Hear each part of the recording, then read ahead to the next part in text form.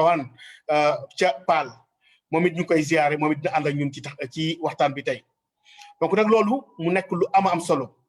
am solo goo xam ni tey moom la ñuy waxtaanee tey bu ñu nee ci wàllu pédagogie de la paix wàllu pédagogie de la paix wala culture de la paix Seydi Hadji Malick dafa matale ci niñ koy waxee rek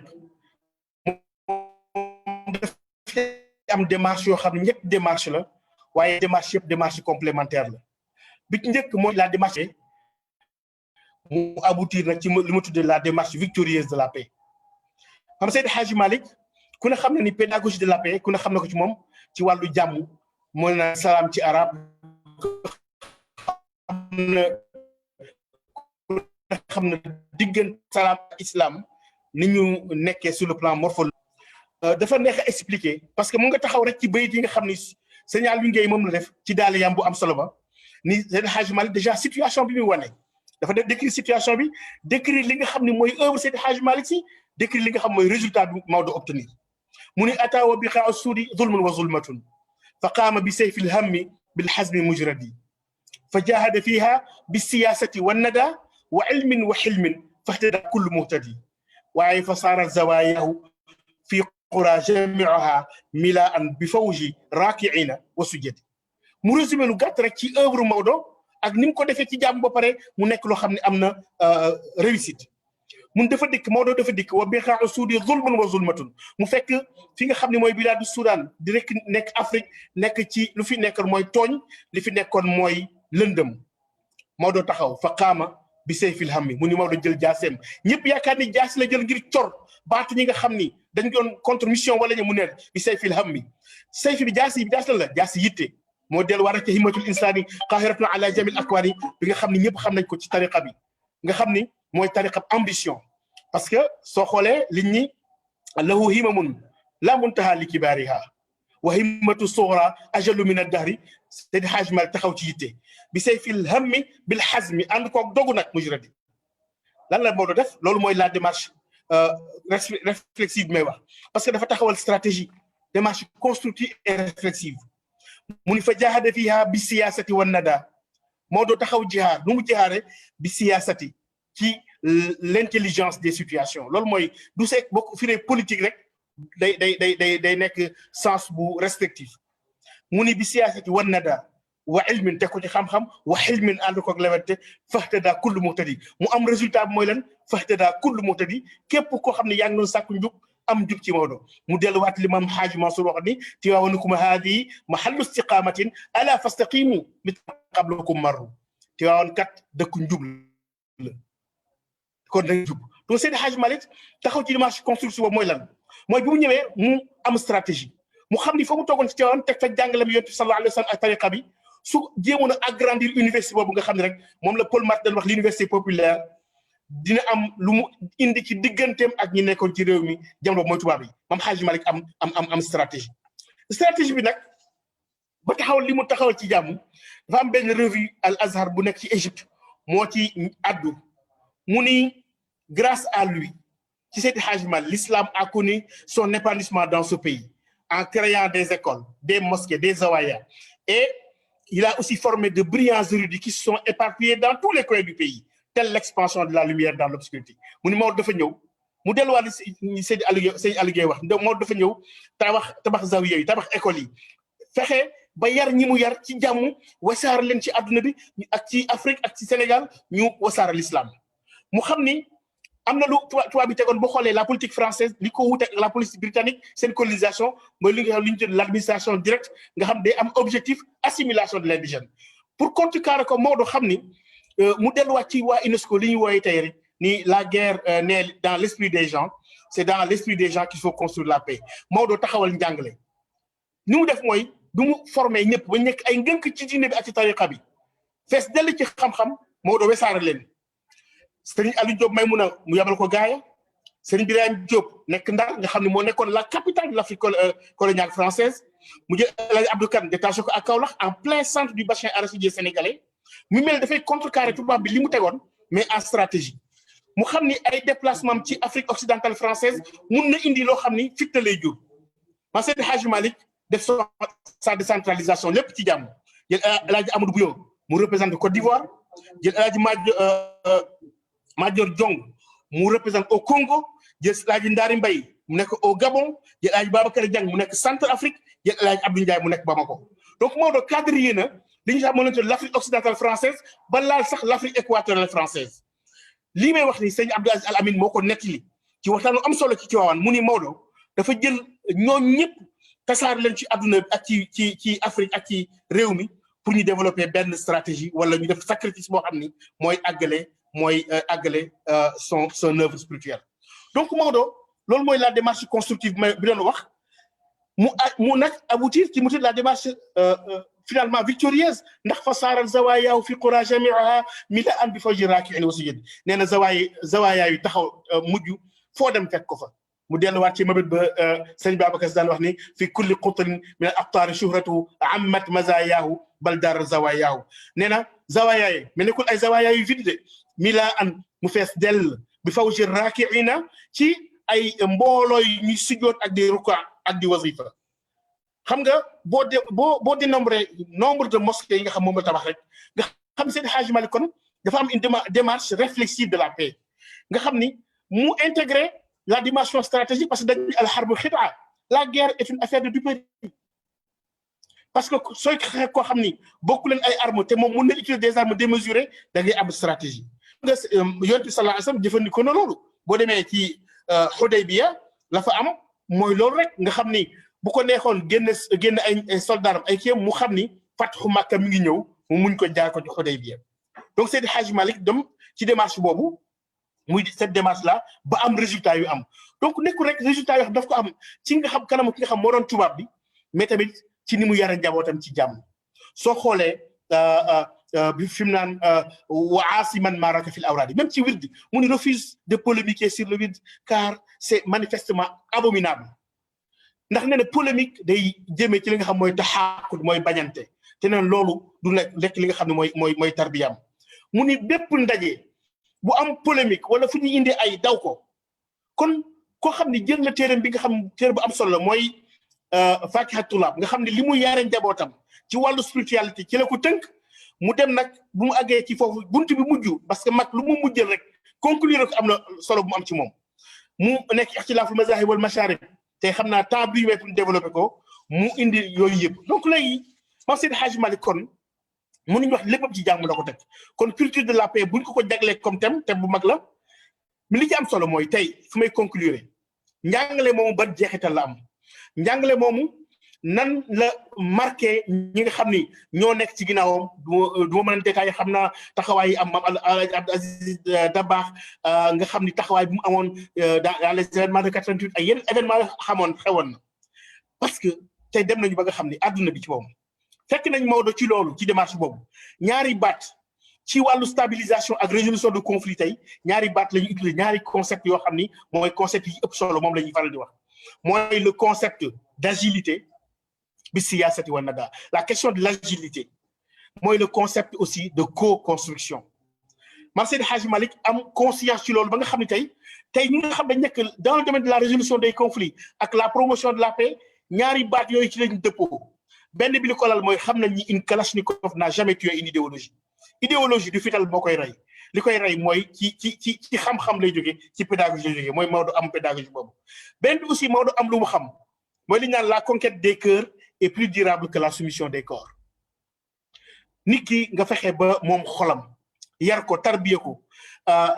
tàggat ko ci wàllu zikr ci wàllu tarbiya ci wàllu tariqa ba mu xam boppam ba nga xam mu nekk nit koo xam ni non seulement dafay respirer la paix mais daf koy promouvoir tey en matière de stabilisation et de résolution des conflits ñaari notion yooyu nga xam Maodo moom lay defee woon mooy la notion d'agilité mooy bi siyaasati wa nada boobu mooy aussi la notion de co-construction kon nag soo xoolee agilité mooy siyaasati wa nada la co-construction ku ne xam ne Maodo ni mu daan diisoo ak njabootam njaar nay wane na ko ci séminaire boobu bu am solo boobu wane na ko aussi ci li ma gàmmu nekkoon un événement annuel nga xam ne ci lay diisoo ak taalibe yi ba mu qaddam yi ñëpp nekk dans cette démarche là kon Seydi Hadji Malick soo bëggee wax digganteem ak wàllu jàmm daanaka dafay jafe parce que moom ci boppam day symboliser cette paix là cette paix intérieure ci wàllu sakina boo xam ne ci tarbiya ruuxee lay jaar mais cette paix avec ñi nga xam ne ñoom la ñu nekkal ci mujtama bi ci société bi mais aussi ni nga xam ni fexe na ba réussir mission def ko ci jàmm ba li nga xam ne mooy li ma la démarche victorieuse de cette paix là nga xam ne tey mooy fasaara zawayaaw fi qura jamiaha milaan bi fawji raakiina wa sujjadi te dara fitna amul bal tàkku ci nga xam ni lépp am ci jàmm kooku mooy Seex El Hadji Malick ci li ci mën a wax suñu xam-xam yam xam naa kon damay doon def introduction rek ngeen baal ma ci kàddu yi ma introduire sama mbokk sama xarit sama sëriñ sëñ Abdou Aziz Sarr nga xam ne mi ngi ak ñun depuis Paris bu noppee ñu door a jox sëñ Mama Rab Seck bu pare sëñ docteur Bachir tëjal ñu incha allah donc sëñ Abdou Aziz Sarr ñu ngi jox kàddu gi pour 15 minutes ngir mbokk talibé yi ak ñi saraan ci Facebook bi ak tous les réseaux de la Hadra mën la déglu ci la culture de la paix Seydi El Hadji Malick radiyallahu taala anhu. Jërëjëf docteur, merci beaucoup. C'est bon, le son est bon? Volume ñu ngi lay dégg bu baax volume. Alhamdulillah. أعوذ بالله السميع العليم من الشيطان الرجيم. بسم الله الرحمن الرحيم. الحمد لله القائل في محكم تنزيله وعباد الرحمن الذين يمشون على الأرض هونا وإذا خاطبهم الجاهلون قالوا سلاما ثم الصلاة وتسليم الإله على خير البرية حق مع تحياه وآله وعلى أصحابه الفضلاء أهل النهى واللهى والكل يغشاه ومن تبعهم بإحسان وهداية إلى يوم الدين ورضي الله عن قطب العارفين إمامنا رجائي وغوصي للإله وسيلتي ñongi nuyu tabarakallahu ñi nga xamanteni ñoy déglu ñëpp ak di sétane di leen wax assalamu alaykum wa rahmatullahi ta'ala wa barakatuh ñongi féliciter ñi nga xamanteni ñoo jot def ay communication depuis le début des webinaires di jaajëfal itam mbokk yu baax yi nga xamanteni ñoo ñu boole ci liggéey bu am solo bile mu melni thème bi tey mooy la culture de la paix dans la pensée et l'action d'El Hadji Malick Sy. Alors, li ma bëgg wax, le but de mon propos benn yëf rek la. Je veux faire la démonstration suivante. Mooy que Seydi El Hadji Malick Sy radiyallahu ta'ala anhu li mu xalaat li mu bind ak ni mu jëfe képp koo xamante ni moo la jàngal wala mu yar la wala ngay taalibeem wala ngay roote ci moom li muy jur ci yow mooy nga am un état d'esprit mooy façon xalaatin wala nga am une attitude et un comportement mooy nekkin boo xam ni du jural ludul jàmm penc mi démonstration boobu laa bëgg a def pour ce faire dinaa utiliser ñetti histoire ñetti anecdote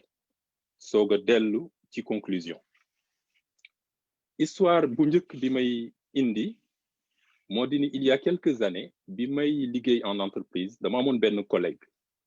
boo xam ni jigéen la tubaab la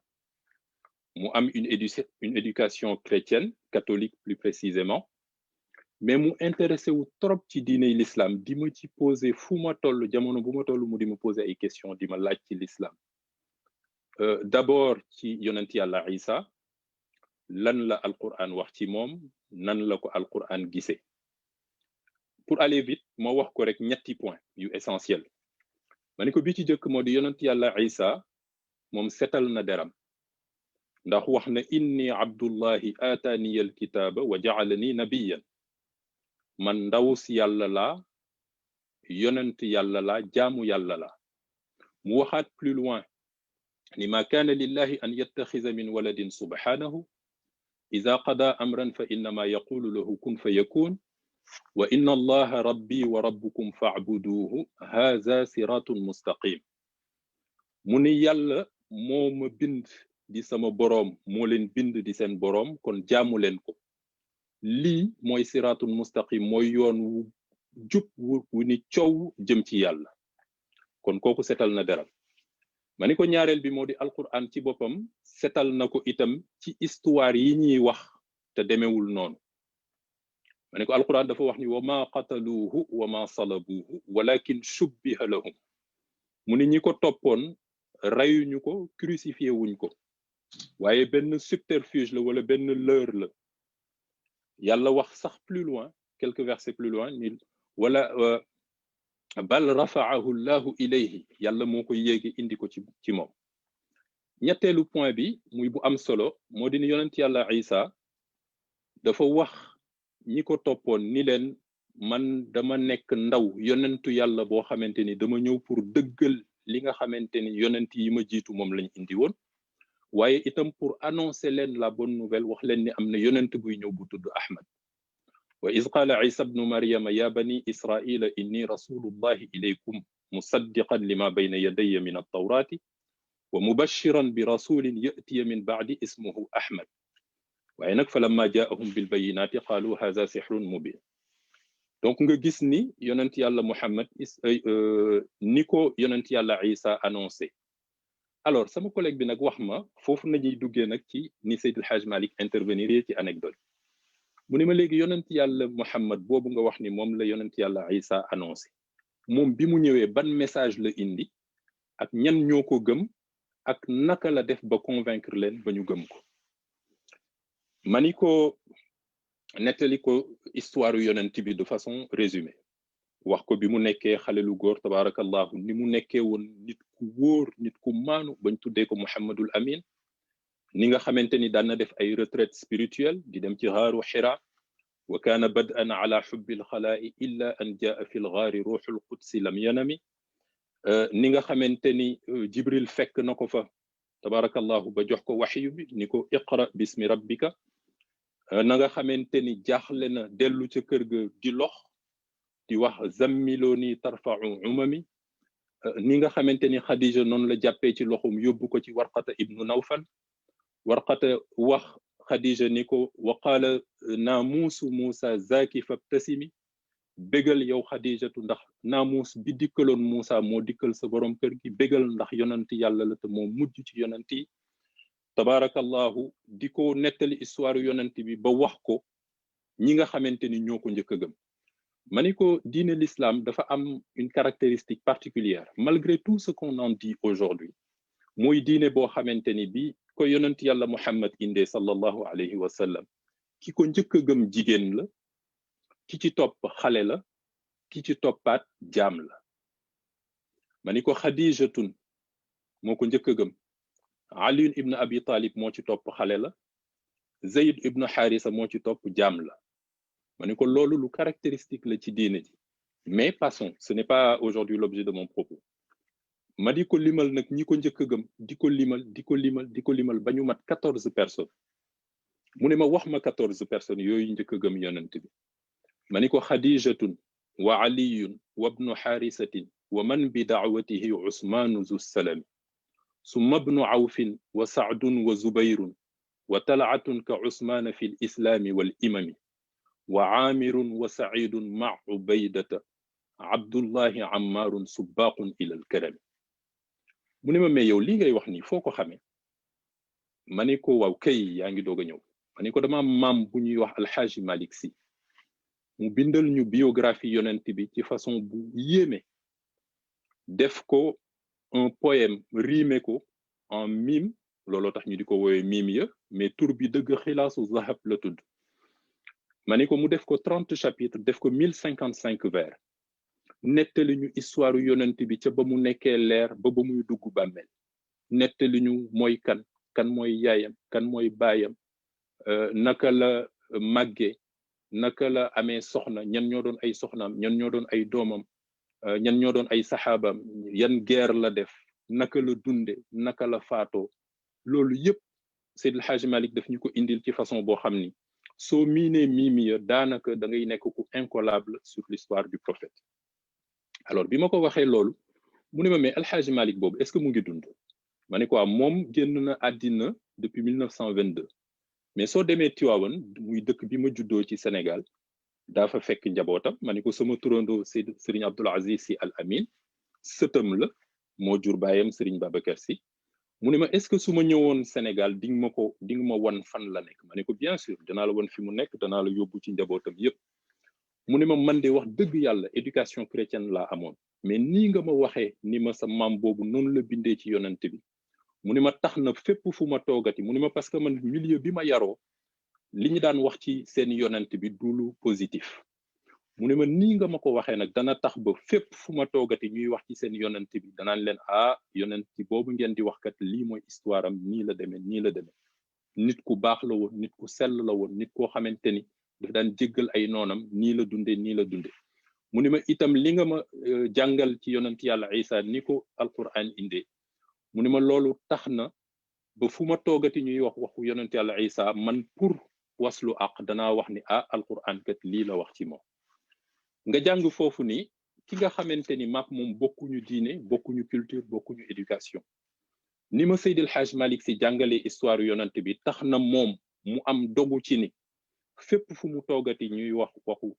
yonent bi wala waxu yonent yàlla Isa dana indi jàngale bi ci Maodo jàngale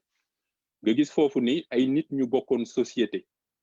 waroon féewaloo war a sax jàmmarloo ci idée ci yenn histoire yu am solo yi convergence am ba même échange am loolu di luy mën a jural penc mi jàmm muy premier exemple deuxième exemple bi dama ko dund ak Serigne Sidi Ahmed Sy Al Amin di sama doomu ndey te ñu bokk baay mu sopp ma lool ma sopp ko lool tabarakallahu dafa ñëw Paris ñu ànd dem déjeuner au restaurant bi ñu ca jógee ñuy dem ci jàkka ji pour julli ji tisbaar alors ci yoon bi mu ni ma dafa am benn boroom xam-xam boo xamante ni ci réewu arab yi la jóge bi mu ñëwee Sénégal ñëw Tivaouane dem un peu partout au Sénégal mais laata muy ñibbi mu mel ni dafa def benn critique ci ni Sénégal ni ñuy dundee diine ji foofu dafa am ñu ñuy woowee taalibe ak ñu ñuy woowee sëriñ mu mel ni ñenn ñi dañu jàppee yàlla ñenn ñi te ñenn ñi ñu jàppee yàlla dafa mel ni bañuñu ko waaw mu def ci nag une critique bi mu waxee loolu sama xel dem directement ci benn texte bu Seydil Hadj Malick parce que Seydil Hadj Malick radiallahu anhu textam yëpp boo ciy jël dafay respirer à plein nez l'unicité de Dieu muy tawhid bu kawe wante daf ci am benn boo xamante ni man ni mu attiré sama attention sax dafa jéggi dayo muy textu fala budda soo jëlee yonent bi sallallahu alayhi wa sallam dafa wax ni lépp lu ma mës a wax maak yonent yi ma jiitu yépp baatu laa ilaha illa allah moo ko féete kaw nga xool ni laa ilaha illa allah grammaticalement c'est une construction négative Maodo adopté le même style ci falaa budda mu ni ilahiya laa rabbun siwaaka ilahiya yow sama boroom laa rabbun déet buur siwaaka budul yow kon xam nga ki wax loolu moom nañ ko génne ci loolu kooku moom setal na boppam mu ni ilahiya laa rabbun siwaaka fal yurtaja fa innaka fashi alhamdi inda alxaliqati mais Maodo yamul foofu mu mel ni dafa yéegal niveau bi comme ni ñuy waxee dans le langage contemporain yéegal niveau bi moo di mu wax ni ala xasbuna allahu xam nga ki wax loolu yëkkati na yàlla ci niveau bi gën kawe tudd sellu yàlla yëkkati ko fa mu gën a kawe bu ca yemoon mu neex mu ni jalilu jalalatan ala xasbuna allahu jalilu jalalatan wa ni'mal wakilu allahu nawwir basirati ba ci wa fi l amri wa sultaani wal mulki la munazi'un laka mawlaaya fa yassir bi munyati foofu damay rendre hommage sama baay sama soppe muy al oustaz Ousseynou Diène nga xam ni ci moom la ñu jàngee fala budda moo ñu ko firil mu wax ni wala munazi'un laka mu ni amul kenn kuy werante wala kuy xëccoo ak yow fil amri wa sultaani wal mulki fil amri mu ni al amru mooy ndigalu yàlla as sultaan mu ni mooy nguuru yàlla al mulku mu ni mooy moomeelu yàlla xam nga ki nga xamante ni ndigal la am kooku li mu am pouvoir bu rëy la ki nga xamante ni nguur la am rek yam ca kooku pouvoir bu rëy la am ki nga xamante ni moomeel la am pouvoir bu rëy la am Seydil Hadji Malick Sy dajale ñett yëpp jox yàlla ni ko fil amri wa sultaani wal mulki la muna zi'un laka mawlaaya fa yassir bi muniyati sooga nag ñëw ci fa anta ilahi yaa mujibu liman daa fa anta muy damir boo xamante ni dafay dellu ci ki nga jàkkaar lool ni ko fa anta yow ilahi yaay sama boroom yaa mujibu liman daa mu dellu ca aya alquran ba ujibu daawata daaiya iza daani donc yow mi nga xamante ni yaa mujibu yaay wuyu yaa mujibu yaay nangu liman daa ku la woo liman daa ku la ñaan ni ko nag yaa mujibu liman daa fastur maibati ni tabarakallahu fa yaa xayu yaa qayumu yallahu rabbana ilayka tawassalna bi xayril bariyati ñu jàngee foofu lan ci fala budd moo di Maodo dafa professé benn tawxid bu kawe boo xam ni dafay am jeexital ci société bi jeexital bi mooy lan mooy man mi nga xamante ni jullit la duma jël mukk palaasu yàlla di ko jox nit wala ma naan nit diw mooy yàlla ba loola di jur nooneel ci sama digganteeg beneen jullit wala muy jur pëccëxoo ci penc bi wala muy jur fitna boo xamante ni kenn du xam fan lañ koy faye kon njàngalem Seydil Hadji Malick li ma bëgg a wax moo di ni préserver na la paix sociale en ce sens précis que ki nga xamante ni ci Maodo la nampe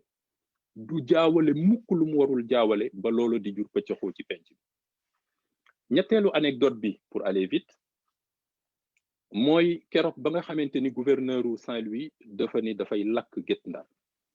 kooku Serigne Abdoul Aziz Sy Al Amin nettali nañu ko ay yoon pandémie dafa am mbas am en tout cas épidémie am na comme ni mu amee tey gouverneur général wax ba tey waa Guet Ndar ni nañu ñàkku waa Guet Ndar lank mu xëy suba ni comme noonu la demee damay xëy dem taal Guet Ndar mu jeex benn yoon fin de l'histoire bi nga xamante ni Seydi El Hadji Malick Sy yëg na ko mu ñëw seet si ko ñu ci waxtaanee Seydi El Hadji Malick ni ko lan moo tax nga bëgg a def loolu gouverneur ni ko ñi dañu dëgër bopp dañu dof dañu réew Seydi El Hadji Malick Sy ni ko bu ñu dëgëree bopp yow nga nooy bopp suñu dofee yow nga nite suñu réewee yow nga yaru ni ko bàyyil ma sàkk ci pexe bi mu génnee mu laajte ni ana fan la ñuy ñàkke biñ ko wanee Seydi El Hadji Malick Sy mu jubal directement dem joxe loxoom ñu ñàkk ko mu génn dem jubali ci waa Guet Ndar wax ak ñoom ci wax bu sell wax bu tedd waaye wax bu xam-xame ni leen li nga xamante ni moo fi xew tey te ñëpp xam ko boroom xam-xam yi ak docteurs yi dañu wax ni li ciy musal nit ñi mooy nañu ñàkku te suñu ko deful suñu lorange lay doon ñun ñëpp te lorange lay doon ci société bi yëpp kon nag nañu dem ñàkku ji gis ngeen ko man mi maa ngi nii sax ñàkku naa ba pare waa Guet Ndar ni ko si incha allahu taala bu suba ñun ñëpp daañu dem ñàkku ji ba wax nañ ni gouverneur bi mu yëgee loolu daf ni mais waa Guet Ndar dañ may fonto ça fait des mois maa ngi wax pour ñu dem ñàkku ji ñu lank Seydi El Hadji Malick Sy wax ak ñoom ci benn jotaay ñu dem dal di ñàkku ji mais nga jàng foofu lan nga jàng foofu ni Maodo ci comportement ak ci exemplification de sa théorie de sa philosophie préserver na maana épargnel na la société benn fitna bu mag bu naroon am parce que gouverneur su fekkonte ni dafa persister ci li mu bëgg a def mooy taal Guet Ndar su fekkentoon ni waa Guet Ndar dañu persister ci seen position mooy lank ni duñu ñàkku ji su boobaa dana jur fitna ak ay woo xamante ni kenn du xam foo koy waxee kon Seydi El Hadji Malick Sy ci ni mu comporté woo donc dugal na ci société bi une paix sociale ma wax ni kon le disciple qui s'inspire de l'action de Maodo est un homme réfléchi qui cultive la paix sociale foofu lay dugalee Serigne Cheikh Ahmed Tidiane Sy Al Maktoum l'esprit génial comme je l'appelle waaw dama wax sama turandoo Serigne Abdoul Aziz Sy Al Amin keroog bi ma koy jaale Serigne Cheikh ndeysaan ca néegam yal na yàlla yokk seen leer ñoom ñaar ñëpp ma ne ko marabu man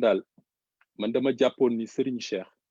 yàlla bindul mbindeef bu ma ko gën a sopp man Abdoul Aziz mu daal di ree ni ma Aziz bari nga ci morom de waaye tabarakallah wax na dëgg Serigne Cheikh ñëpp ko sopp ndax xam-xamam alors Serigne Cheikh Tidiane Sy dafa manipuler avec extrêmement énormément de dextérité et de sagacité 6 concepts muy baatu yar jàng xalaat yëg sopp ak mbébét mu ni nit ki ni nu ko yare noonu lay jànge mu ni mu jànge noonu lay xalaate ni mu xalaate noonu lay yége ni mu yége noonu lay soppe ni mu soppe noonu lay mbébéte nga gis ni kon taalibe bi nga xamante ni Seydil Hadji Malick Sy moo ko yar moo ko jàngal yar ak njàngale googu dafay jur ci moom nu muy xalaate noonu muy xalaate jur ci moom nu muy yége noonu muy yége jur ci moom nu muy soppe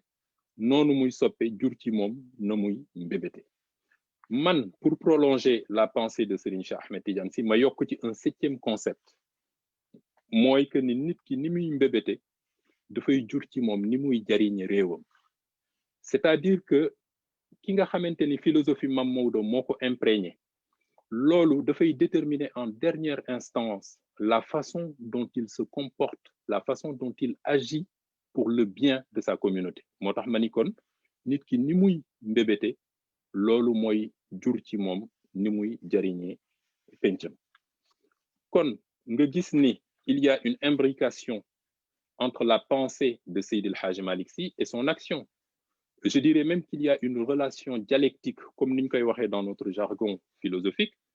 C'est-à-dire qu'en philosophie, on parle de la dialectique entre la théorie et la pratique. Sojolé, un auteur comme Karl Marx, dafa bind les thèses sur Feuerbach. Bon, Feuerbach, c'est un des représentants de l'idéalisme allemand. Moi, ñi nga xamanteni Hegel moo leen inspiré. Même si Marx, dans ses écrits de maturité, il a beaucoup critiqué Hegel. Mais au moment du Capital, en 1948, dafa bind sensiblement à cette période-là un fascicule de quelques pages, tout déco les thèses sur Feuerbach. Dans la 11e thèse sur Feuerbach, Marx wax affaire bu am solo mu ni les philosophes n'ont fait jusqu'ici qu'interpréter le monde de diverses manières. Ce qui importe, c'est de le transformer. Mais sous Marx waxee noonu da ngay foog ni il y a solution de continuité, il y a rupture, il y a hiatus entre interprétation du monde, la théorie, et transformation du monde, la pratique. Il n'en est rien, car toute interprétation du monde dessine, ne serait-ce qu'en pointillé, un projet de transformation de celui-ci. De la même manière et complémentairement, toute transformation du monde qui se veut consciente, qui se veut systématique et volontaire, ne peut faire l'économie de son interprétation. De telle sorte que Seydil Hadji Malick Sy dafa agir comme un philosophe, ndax Épicure biñ ko laajee ni ko qu'est-ce que philosopher, daf ni philosopher c'est penser sa vie et vivre sa pensée. Or Seydil Hadji Malick Sy li nga xam ni moom la xalaat bind ko dafa daf ko jëmmal ci ni mu jëfe, mais ni mu jëfe itam ci dundam mooy li nga xamante ni moom la xalaat moom la bind te mooy héritage yu yonent bi sallallahu alayhi wa sallam. Kon nag en conclusion damay wax ni aussi bien la pensée que l'action d'El Hadji Malick Sy dañuy conduire talibé bi aju ci moom à 4 choses. ñeenti yëf yoo xamante ni képp koo xamante ni Seydil Hadji Malick Sy moo la jàngal moo la yar wala ci moom nga naane laa xarwa ñeenti yi faw mu am ci yow. bi ci jëkk ma daaneel rek ci 4 points. Inch'Allah. bi ci jëkk tabarakallahu mooy un savoir solide, mooy képp koo xam ne Seydil Hadji Malick Sy mooy sa naanuwaay di nga am xam-xam bu wér. bu ñaareel bi mooy une unicité de Dieu très élevée, tawhid bu kawe boo xamante ni doo jaawale mukk loo warul jaawale.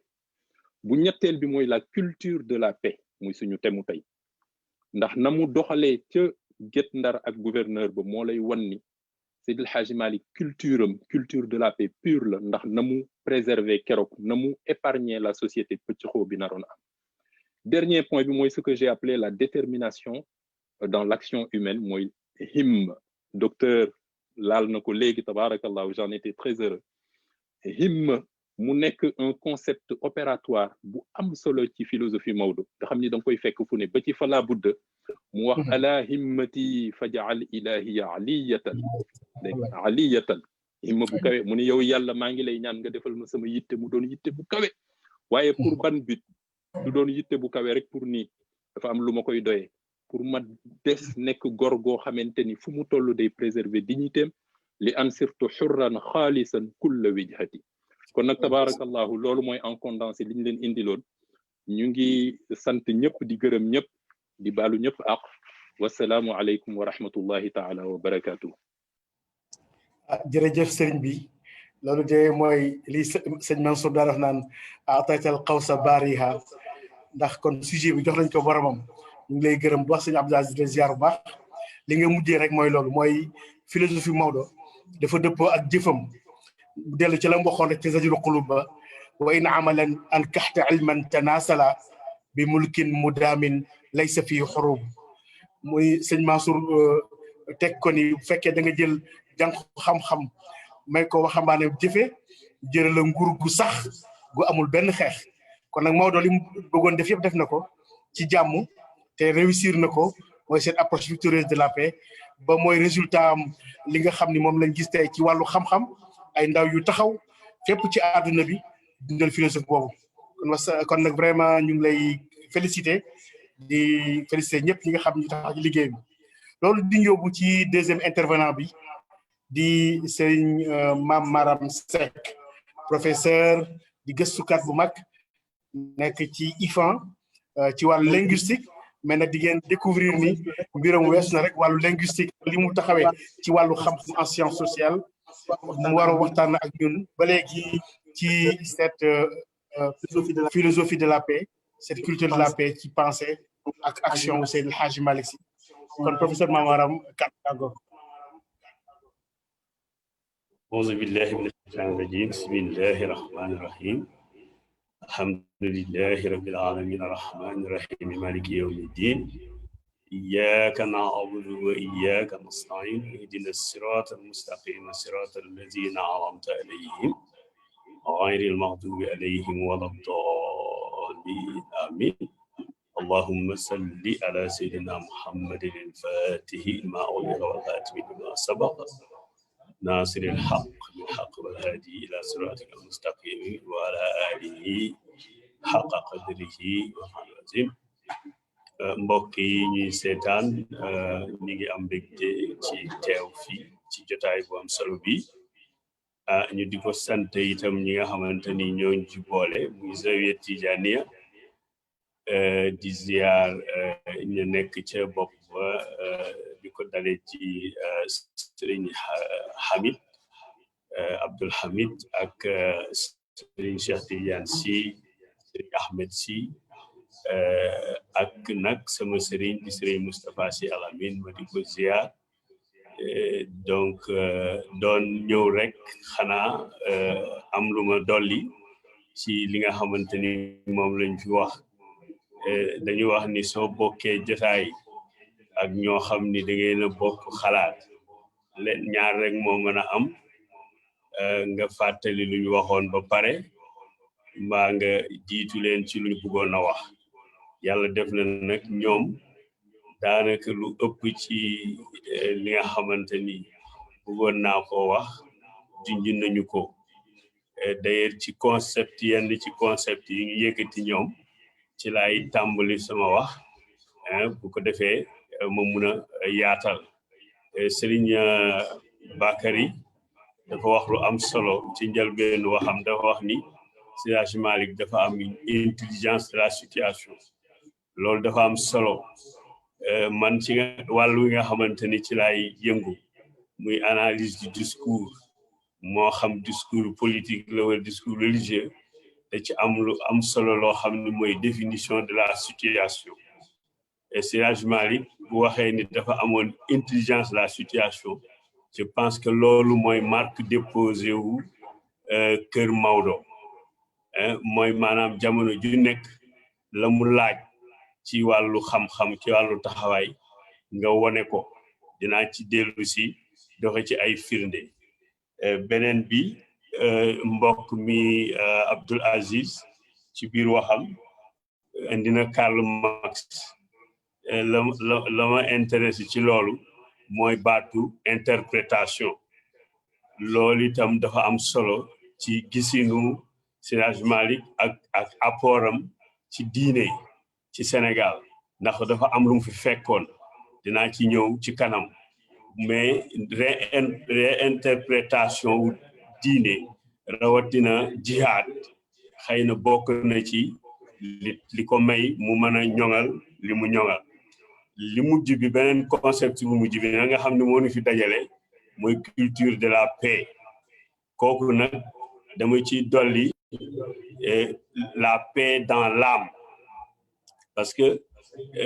jàmm da nga koy ji ci xol yi bu ko defee nit ñi bu ñu amee jàmm ci seen xol dinañ jëfe jàmm mais fitna boo ko jiwee ci ay xol mënuloo am jàmm moo tax culture de la paix ci xol yi lay war a tàmbalee ci ñetti concept yooyu laay doon tàmbalee pour ubbi sama wax Seydi Hadji Malick jamono ci ban jamono la ñëw dafa fekkoon l'islam dugg ci réew mi donte l'islam ci jàmm la duggee ci réew mi ngi jaare ci jëflante bu arab yi amoon ak buur yi ba mu ñëwee mbir daanaka ci këri buur yi la yemoon mooy phase bi ñuy wax quarantaine nga xam ni nit ñi amuñu woon accès ci ñi nga xam ni ñoo fi indi diine maanaam dañ leen a beroon mooy première phase bi ñu dem ba yàgg nit ñi di buur yi dugg ci l'islam yaatal l'islam mais di ko boole ak xam-xam yi aada yeeg yi fi amoon boobu di deuxième phase bi troisième phase bi nag mooy phase bi ñu intéressé mooy phase réforme bi nga xam ni cosaanam dafa yàgg mun nañ wax ni ma nga commencé ca Nasruddin jaar ci révolution Torodo en 1776 di law ba ñëw ba ci Cheikh Oumar ñoom ñëpp li leen taxaw na jóg mooy lawal islam diine l'islam ci Afrique sowu jant te sellal ko it bañ ci boole loo xamante ni dëppoowul ak diine loolu nag jur fitna bu rëy ci diggante jullit yi ak mën naa wax sax nit ñi africains yi en général ak tubaab yi ba tubaab yi dem ba jàpp ni Tijaniya bu ñu ko waxee rek mooy jihad boobu jamono jihad maanaam jihad armé mais may dolli rek ni jamono ju ne ak la mu tollool wax naa ko bés ci musée des civilisations noires ma ni xeej bi ngeen gis muy bu Cheikh Omar bi moo indi àlluwa yële ñu wekk ci miir yi pour wane ni continuité la ku ci ne li nga tolloo woon ak sa jamono def nga ko mais changement yi mu ñëwee dafa gis ni jamono ji mu fi fekk ak nit tubaab bi taxawe woon ak doole ji mu yoroon ak fitne bi nit ñi nekke woon xëy na am na beneen taxawaay boo xamante ni moom la war a jël pour que diine mën a law niñ ko bëggee phase boobu ku mel ni David Robinson moom lay tuddee les chemins de l'accommodement ñenn ñi di utiliser un terme péjoratif di wax collaboration man nag cohabitation xëy na laa koy tuddee mooy maanaam nekkin bu rafet diggante administration coloniale ak sëriñ si ndax itam loolu mooy jur jàmmi ñi dëkkee réew mi donc Seydi Hadji Malick daal di ñëw réinterpréter déggin woowu nga xamante ni moom la dégginu ñaaw woowu nga xamante ni te tegul woon ci xam-xam moom la tubaab bi dégge woon Tijaniya mu ñëw nag wax ni Tijaniya du dara lu dul topp yàlla jàngale xamal ko nit ñi jàngale alxuraan tarbiya taalibe yi liggéey saxal leen ci liggéey ñuy dundee loo xamante ni seen ñax la ak nekk ci seen ngor loolu moo tax mu implanté wu dans les villes nga xam ne la muy def amul lu ci lënt loo xamante ni day nëbbutu moo tax mu dem ci ville yu mag yoo xam ni comme Saint-Louis zawiya bi nga xamante ni moom ak kër gouverneur man nga ko dox soriwul nga ñëw zawiya Dakar nga mën moo cathédrale bi ak aussi palais de la République bi soriwul donc stratégie boobu la Seydi Hadji Malick jël donc muy jihaadu nafs bi ñuy wax bi nga xam ne da ngay tàggat sa ruu saxal sa bopp ci jaamu yàlla topp ay ndigalam bàyyi ay tereem te boo xoolee tarixa tijaan génnul loolu li nga xamante ni lépp yàlla daf ko santaane muy nga di ko fàttaliku foo toll di ko baalu di ko tatagal ba noppi di julli ci Yonent bu baax bi loolu rek la tarixa tijaan nekk mu fësal loolu ñu di ko jibal fépp ci Sénégal Seydi Hadji Malick ak culture de la paix mën nañ ci wax lu bari dinañ wax ni diggante 1902 ba 1906 daf ko consacré ci jàngale ci Tiwaawan ci la gàmmu dëkk mais ci la itam la téye daara ji jàngale ci lépp lu mu war a xam na ko mi ba noppi di ko jàngale biñ tolloo 1906 nga xam ni booba ku mel ni maa el aynin di woon mbokk ci Cheikh Saad doomu baayam bindoon doon waaj a yëkkati jihaad jëmale ko ci tubaab bi ba Cheikh Saad ko ci nasixa bu siiw boobu di ko wax ni ko jihaad baaxul xanaa gisuloo ñu jiitu woon ña ko defoon ak loraange yi mu juróon ak yooyu ci la waxee ni d'ailleurs prendre les armes c'est s'éloigner de la vertu. Seydi Hadji Malick en 1910 jël na boobu lettre nga xam ne siiwoon na daal di koy xutba du def ci xutba ci Tiwaawan di ñaax nit ñi ci jàmm 1914 gis nañu ko aussi bi ñu jëlee nit ñi plateau war leen a toxal Médina ñu mu metti leen lool moom moo taxaw daal di leen ni muñ leen ba daal di tudde dëkk boobu nga xam ne ti leen la tuddoon ay ti lu nekk fa mu tudde ko Médinatul Munawwar mooy Médina tey en 1919 mbas mu mel ni mii fi amoon na fi Seydi Hadji Malick nit ñi comme ni mu meloon fii rek au début gis nañ tension bi amoon diggante nit ñi ak nguur gi ci observer les mesures barrières mu bind benn lettre aux imams di leen wax ni leen jàppale leen nguur gi ngir ñu mën a xeex mbas mi mu génn ci réew 1919 bi guerre bi jibee aussi gis nañu ko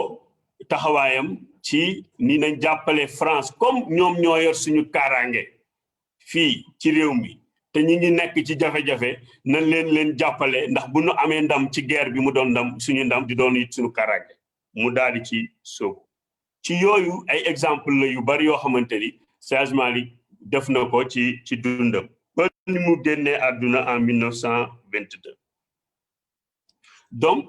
pour dellu ci concept nit ku comprendre situation boobu lu muy laaj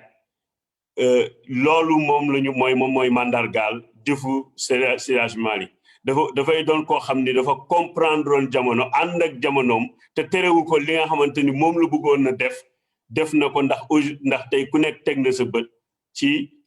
naasiril xaq bil xaq ni mu saxe ci Sénégal ak tijaan yi ni jàmm nekkee ci seeni xol ba doo dégg benn jafe-jafe boo xamante ni dafa tukkee ci ñoom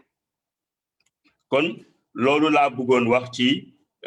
li nga xamante ni moom la Seydi Hadji Malick jëf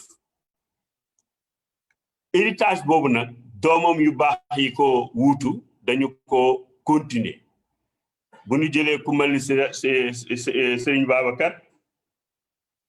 moom benn rek laay cité ci ñaari yëf rek laay cité ci moom bu njëkk bi mooy daahira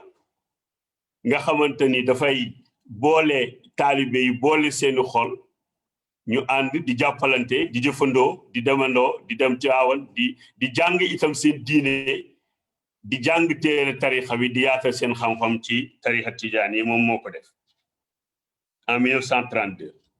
ci daayira bi njëkk sosu ci Sénégal mu boole ca révolutionné nag diine maanaam mu jël diine di ko waxtaanee ci kàllaama wolof ndax diine boo bëggee ki nga koy wax dégg ko wala lépp looy wax boo bëggee ki nga koy wax dégg ko da nga ko koy wax ci làkk wu mu naam sëñ Babacar Sy ku nekk fàttaliku na waxam ja nga xamante ni boo ko seetee bu ci biir dafa dëppoo ak diine dëppoo ak aada ndax dafa jëkk ni góor du jàpp di bàyyi muy loyauté mu ñu duweet goree gi muy ngor ak jom du tiit ba fen du ñàkk ba sàcc yàlla moo ko jëkk tere du amit ba bew ndax rëy yàlla moo ko jëkk tere donc loolu lépp doon ay njàngaleem moom sëriñ Babacar Sy bu ñëwee ci sëriñ Abdoul Aziz Sy Dabakh ku nekk xam na ni moom moo doon recours ñëpp képp koo xamante ni da nga mës a am jafe-jafe ci Sénégal yaa xam jullit nga doo jullit ci moom ci jamonoom ci moom ngay dem mu nekk koo xam ni dafa unifier réew mi da daan wax naan ci ñu ñëpp dañu nekk ci gaal te boo amee benn ëmb ci gaal bi da ngay ñaan gaal bi mucc ndax bu gaal bi muccee sa ëmb ba dina mucc kooku mooy Serigne Abdou mu daan wax ak ñi nga xamante ni ñooy way politiciens yi di leen wax ni leen moomu leen réew mi amu leen droit ci taar réew mi dañ leen a dénk ni buñ la dénkee nag da ngay téye téyin bu rafet mu xeexit parparloo diggante tarixa yi ku nekk fàttaliku na tukkeem ba Touba ak li mu def pour gën a dajale tarixa yi ci Sénégal bu ñu ñëwee ci Serigne Abdoul ci Serigne Mansour Sy borom daara ji moom tamit ci mission boobu la continuer mission maamam boobu nga xam ni mooy construire la paix au Sénégal ci la nekkoon moo doon ku bëgg xam-xam nga xam ni doo ko dégg mukk ci leneen lu dul jël mimiya di ko firi taalibe yi ak di jàngale ba ñu tuddee ko borom daara ji mais moom it jëf na parce que en 2006 dem na Casamance xëy na Bakary dina ci dellu si fekk fa problème boo xamante ni yàgg na fa lool ci diggante ay jullit jëm ci jàkka joo xamante ni dafa tëju woon lu yàgg mu dem fa dox ca tànki jàmm en 2015 caricature yi tey nga xamante ni moom la ñuy waxtaane ba mu jur ki ñu faat bakkanam ci France ba mu jibee dafa bind benn poème boo xamante ni amul lu mu ci taggewul Seydina Muhammad sallallahu alayhi wa sallam wax ni kat kii nga xamante ni ñi ngi def ay nataal yu ñaaw ci moom bu ngeen ko xamoon ak xam njariñam ci humanité du ngeen ko def donc wax bu rafet poème bi nit ñi mën nañ ci am accès ñu ñëw nag ci Cheikh Ahmed Tidiane Sy Al Maktoum moom ku nekk xamoon na ko ginnaaw laata sax muy nekk xalif ni dafa ni musa nekk nit ku ànd ak jamono jaar na ci politique jaar na ci leneen nekkoon nag un médiateur social bu mag a mag jëfam ji mu def te ñu mën ko féetale ci jàmm mooy gàmmu gi ko fi jëkk a fekk ni mu ci taxawee loolu ñëpp képp ku observé booba situation ci boobu di nga ñëpp tijaan yëpp dañ ne alhamdulilah ndax am na loo xamante ni xëy na taalibe yi comprendre nu ko woon wala xawoon na leen a naxari jëm ci ni ñuy organiser gàmm gi mu def ca jëf ju réere joo xamante ni ba tey moom moo law di continuer ñu ko koy sant di ko gërëm di ko ñaanal yàlla Serigne Abdou Aziz Sy Junior moom man la bâtisseur laa koy tudde waxuma bâtisseur rek ci wàllu sax physique parce que gis nañ lu mu liggéey Tiwaawan tey taar bi Tiwaawan am tey lu ci bari ci moom la jóge ku nekk xam na ko ku dem tey Tiwaawan am na fa ay daluwaay am na fa ay barab yu yoo xamante ni yu rafet la loolu ci moom la jóge te itam bâtisseur aussi de la paix la woon parce que gis nañu aussi ci moom digganteem ak Serigne Cheikh Mati Lay nu mu rataxe woon ba nga xamante ni murit ak Tijaan dañ daan ànd di julleendoo di woorandoo di defandoo lépp mu nekkoon nag koo xam ne aussi ni comme ni turandoom daan def képp ku mës a am problème ci réew mi moo xam politiciens yi la moo xam étudiants yi moo xam syndicats yi moo xam ñëpp ca moom la ñuy jëm te boobaa dina ci dox tànk yi mu ci dox ci jàmm maa ngi fàttaliku bi mu ñëwee Genève ñu nekkoon fa ay ndongo di jàng bari wunu matuñu sax xëy na fukki nit wala ci la doon yem mu ñëw fekkee suñu xadara ci juma ñu koy def ci suñuy chambre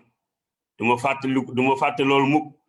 mu wax ni ñu bu déwénee incha allah di ngeen dem fu gën a yaatu te noonu la demee defe naa at yee ca topp man dama jógee Genève dem Amérique mais dégg naa ni ña nga doon wasifa ci jàkka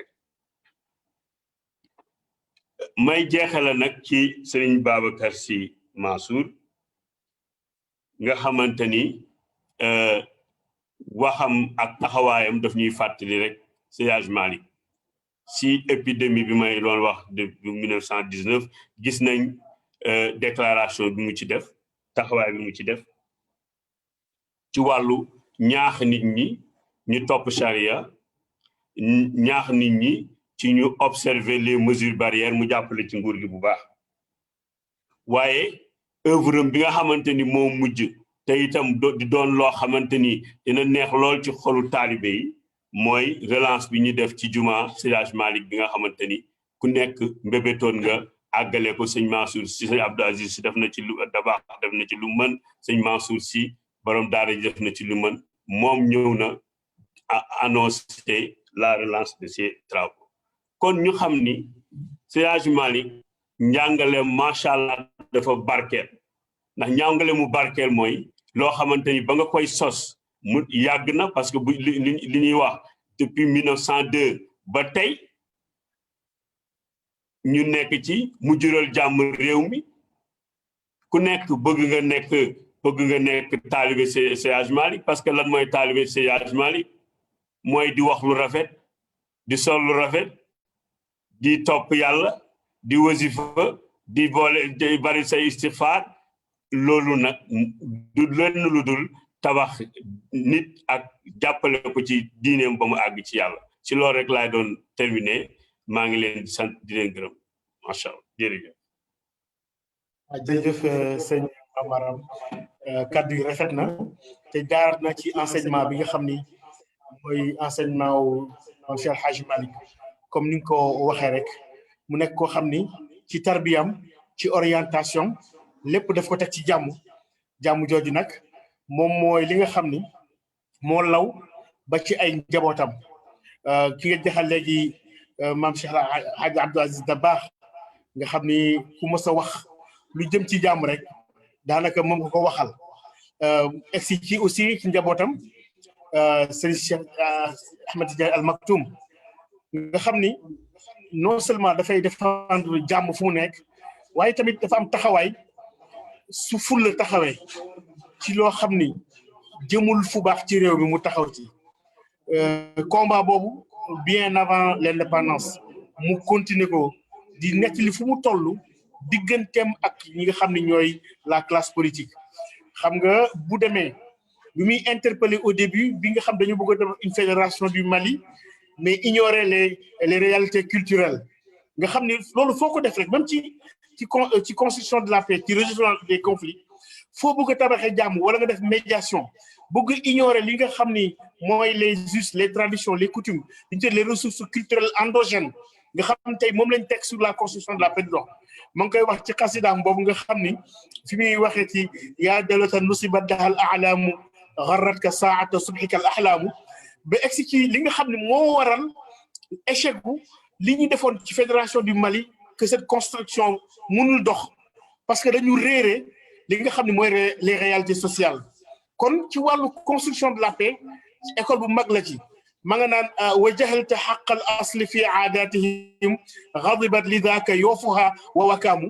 wax ni li tax la fédération du Mali marché wul mooy ci philosophie de construction de la paix dañuy ignorer les réalités sociales les socioculturelles kon nag Mame Seydi Hadji Malick li nga xam ne intelligence des situations boobu mooy moo nekk philosophie ba nga xam ni ci la tabax lii moo waroon tabax yëpp kon nag mu nekk kàddu yi am solo xam naa suñu mbokk Serigne Ousmane Aliou Guèye am na kàddu yu ci bëgg a teg surtout li nga xam ni moo aju ci question yi nga xam moom la internet yi indi mu indi ci ab parampàcce rek bu ko defee intervenant yi aussi bu ñu amee luñ ciy teg mën ko teg Serigne Aliou ñu la jox parole bi bismillah.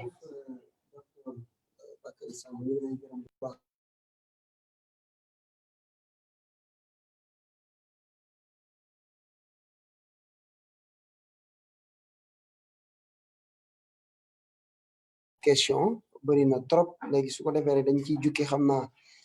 ay quelque rek ginnaaw bi ñu gërëmee bu baax ñi nga bokkaloon waxtaan bi yëpp bu ñu ñëwee si laaj bu njëkk bi nga xam ne si ñu ngi koy laaj mu jëm ci Mame Cheikh Seydi Hadji Malick Sy radiyallahu taala anhu dañu gis ni daf fi nekkoon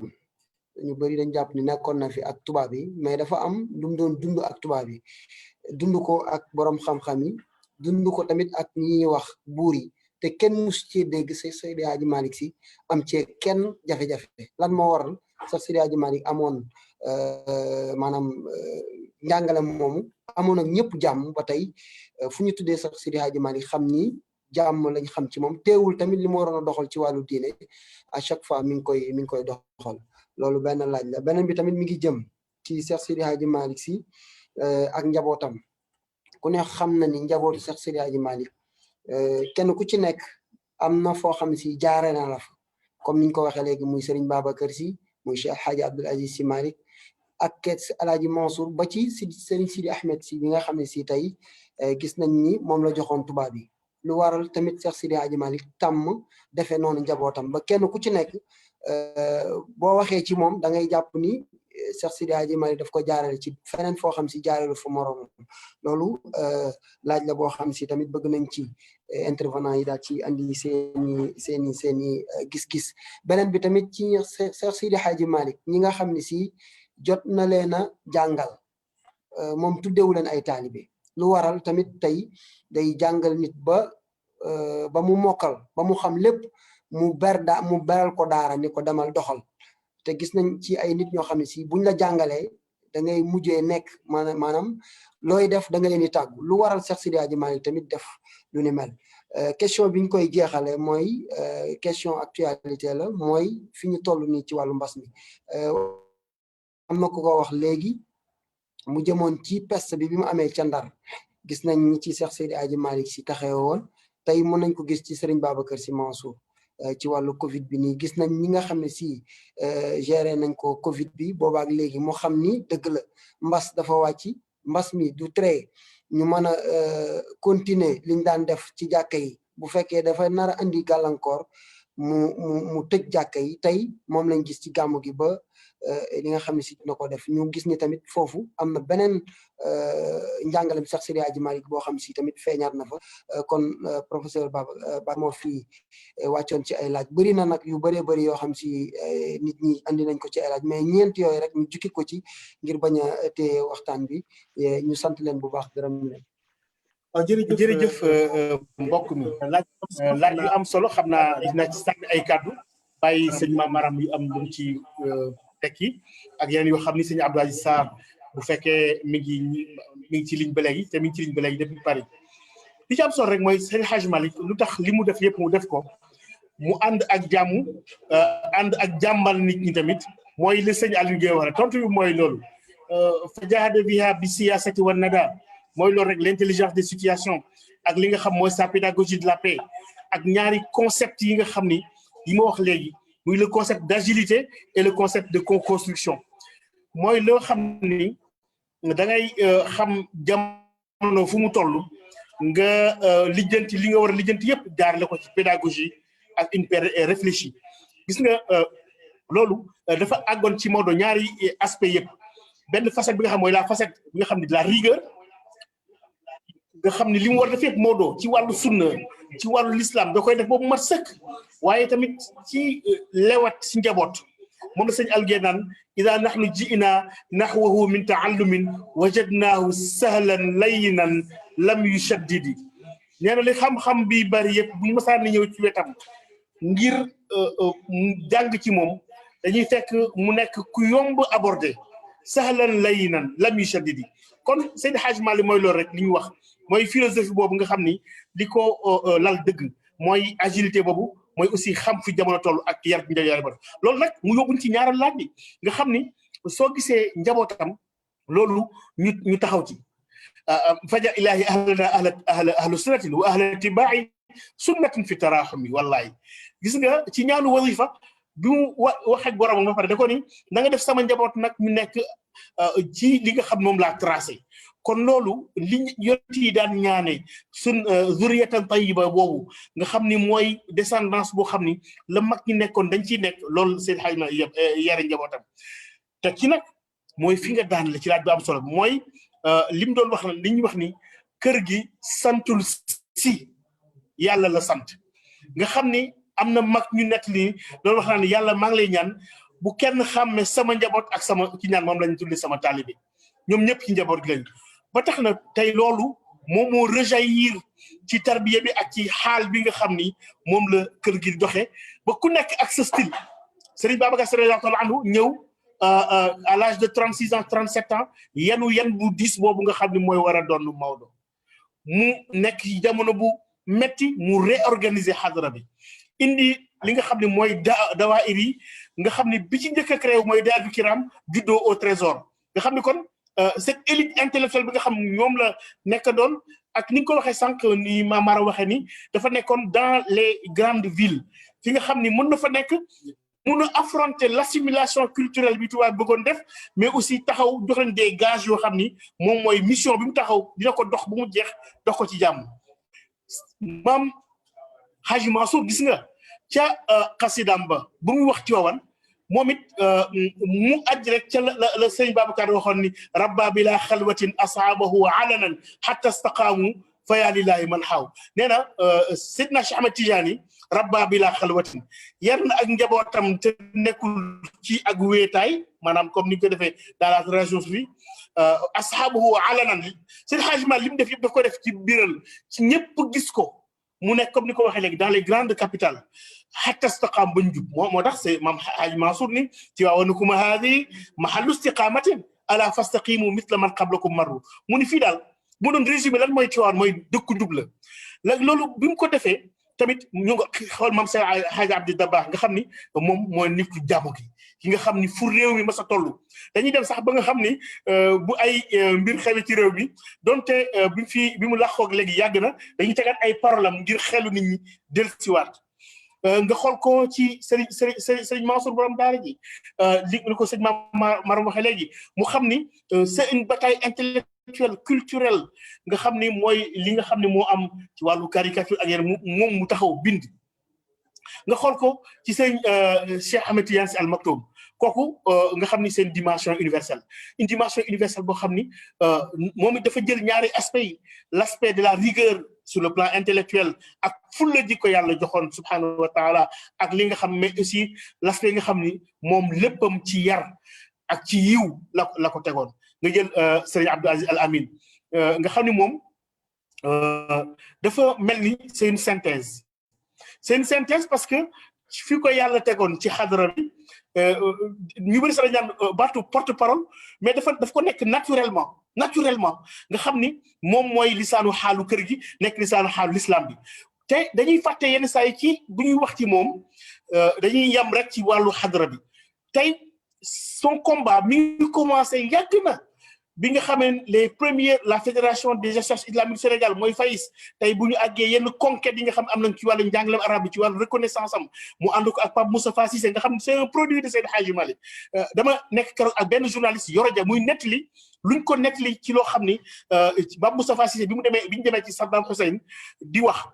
bi mu waxee ba pare Saddam dañ di lever naa la séance parce que kii bu waxee ba am lu ñu wax kon yow Seydi Hadj Malick dafa rejaillir ci kër yi nga xam ne yëpp ñoo seqoon xadra bi muy kër muqaddam bi mel ni Pire mel ni yeneen kër yi nga xam ni moo aju ci xadra bi kon loolu nekk un héritage ba nga xam ne tey dafa marqué njabootam ñu ñegsi ki nga xam ne tey Serigne Babacar Sy Mansour taxawaayam moo may indi ci question bi nga xam ni mooy taxawaay bi mu am ci bi lii xewee ci réew mi première chose mooy kullukum raa'in wa kullukum mas'uulun an ra'iyyatihi xam nga suñu mbokku chrétiens yi dañuy wax ci kilifa diine ñu ni c'est le berger du peuple de Dieu donc conscience d'une responsabilité boo xam ne moom la yàlla teg ci magam yooyu ak conscience bi nga xam ne mooy laa darara wala dirara man daal dinaa fexe ba luy lor di jóge ci man lu du ma lor kenn aussi mu xam ni xam nga Victor Hugo bi ñu wax ci le soldat bi nga xam dañ naan s'il en devait rester un seul je serais celui-là ci wàllu principe bu fekkee kenn rek moo ci war a des taxawal li nga xam mooy principe mooy dëgg man maay nekk kooku sëñ Babacar Sy noonu la taxawee taxaw responsabilité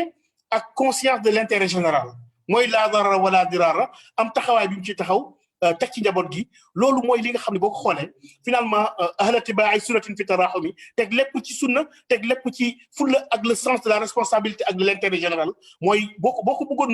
résumé tey ànd ko ak teg ko li nga xam mooy tarbiya kër gi ci wàllu jàmm ci wàllu taxawee xam-xam ci wàllu taxawee li nga xam mooy philosophie Maodo te philosophie Maodo du dara lu taxawee mooy philosophie Seydina Muhammad sallallahu alayhi wa sallam yaakaar naa sëñ Abdou Aziz bu fekkee am loo ci war a teg ci réponse yooyu pour compléter ko ba lay jox kàddu gi sëñ Mame Maram xam naa fi nga nekk xaw na guddi comme ça ñu mën lay yeewi. Tabarakallah tabarakallah waaw daanaka li ci ëpp solo docteur wax nga ko li ma jàpp ci question yi mooy ki wax ni Seydi El Hadj Malick Sy nekkoon na ak tubaab yi amuloon jàmm tabarakallahu loolu liñ ciy tontu rek mooy exactement li nga mujjee wax am philosophie sax c'est presque impropre parce que philosophie Seydi El Hadj Malick Sy mooy philosophie Seyyiduna Muhammad dafa wax ni daf may gën a gudd tànk gën ma koo yaatule waaye bu teggee rek fa mu ko tegoon fa laa koy teg kon yonent bi sallallahu alayhi wa sallam moo wane naka la ñuy dundee ak ay noon dund ak ay noon ba yeggale mission li ko yàlla santoon yëpp mu def ko ba jóge fi réussir ko lool rek la Maodo def moo tax mu dund ak buur yi dund ak tubaab yi dund ak ñëpp réussir mission dem bàyyi leen fi bon beneen question bi mooy ki wax ni Seydi El Hadji Malick Sy lu tax daawul woowee ay taalibe mbokki taalibe rek la daan wax loolu it lu yomb la réponse bi ma ci am man à mon sens mooy keroog ba mu demee aji Makka la mu ñaanoon ca Kaaba la wax yàlla ni ko dama bëggoon loo may rek nga dencal ma ko ba ëllëg kon amul benn cër bu Maodo bëgg wane ci kaw suuf lu dul rek nekk taalibe Seydina Muhammad moo tax ñi mu bokkal liggéey bi ñëpp ay mbokki taalibe la leen daan wooye waaye jàppewu leen comme ay taalibe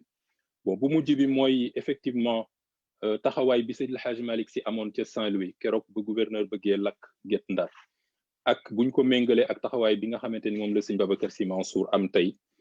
mooy rek effectivement jëfe xam